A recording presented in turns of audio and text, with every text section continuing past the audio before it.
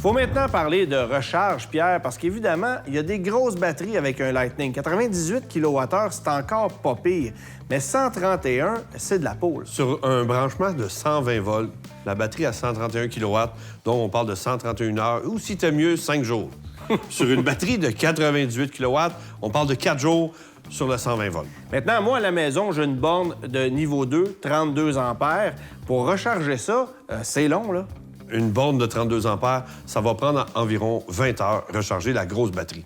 Tu as absolument besoin d'une borne de 80 ampères. Celle que Ford utilise. En plein ça. Plusieurs vendent ces bornes-là.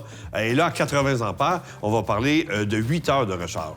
C'est que là, tu vas être bon à chaque jour pour faire ta journée et parcourir l'autonomie annoncée, là, 450 pour la grosse batterie, quelque chose comme ça. Bon, c'est bien beau, mais la borne que Ford commercialise, c'est à peu près 2000 $.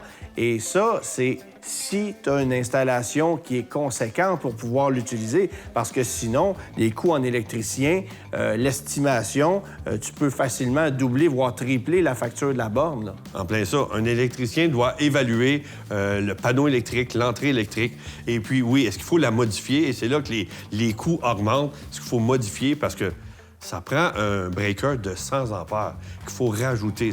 Mais oui, il y a plusieurs façons de se brancher. Il y a des coûts reliés à ça.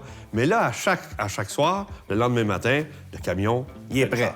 Puis la beauté de la chose avec la borne que Ford propose, c'est qu'on peut inverser la charge. En plein ça, il y a une panne d'électricité. On va pouvoir prendre l'énergie du camion pour alimenter la maison. Donc, espèce de génératrice.